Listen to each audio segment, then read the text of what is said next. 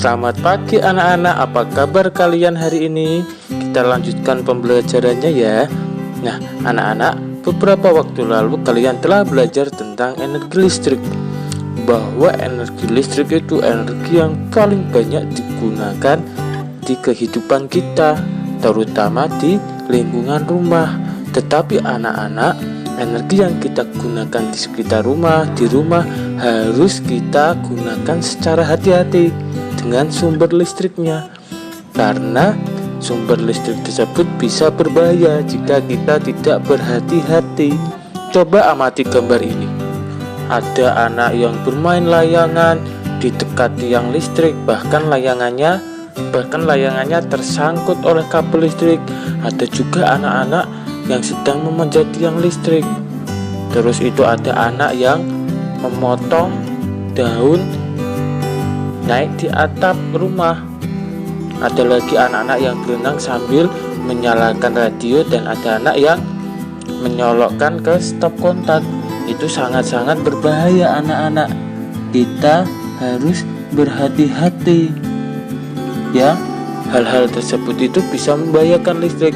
Kita bisa tersengat oleh aliran listrik jika kita tidak berhati-hati. Air itu jika terkena dengan listrik bisa berbahaya anak-anak, bahkan bisa menyebabkan kematian. Bahkan menurut Asosiasi Pencegahan Sengatan Listrik, ketika terkena air tawar, tubuh menghantarkan listrik lebih baik dibanding air itu sendiri.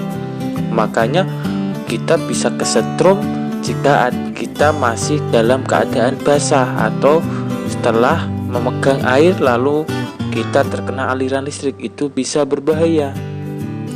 Dalam beberapa kasus anak-anak, kesetrum listrik membuat tubuh jadi sangat lemah, tidak bisa bergerak, dan bila terjadi di kolam renang bisa membuat tenggelam.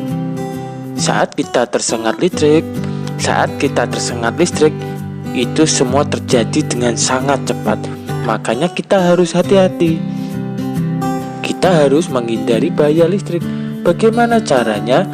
Misalnya yang bekerja di tempat yang banyak mengandung sumber listrik membutuhkan pakaian khusus. Terus kemudian anak-anak harus hati-hati saat memegang kabel listrik yang ada di rumah. Jangan sampai tangannya basah. Kemudian saat bermain layangan, anak-anak bermain di tempat yang tidak ada gardunya.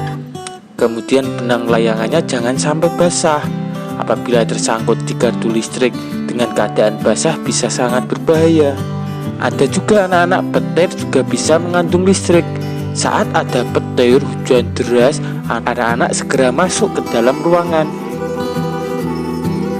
Walaupun listrik sangat bermanfaat bagi kita, namun listrik juga sangat berbahaya bagi kehidupan. Makanya anak-anak harus hati-hati.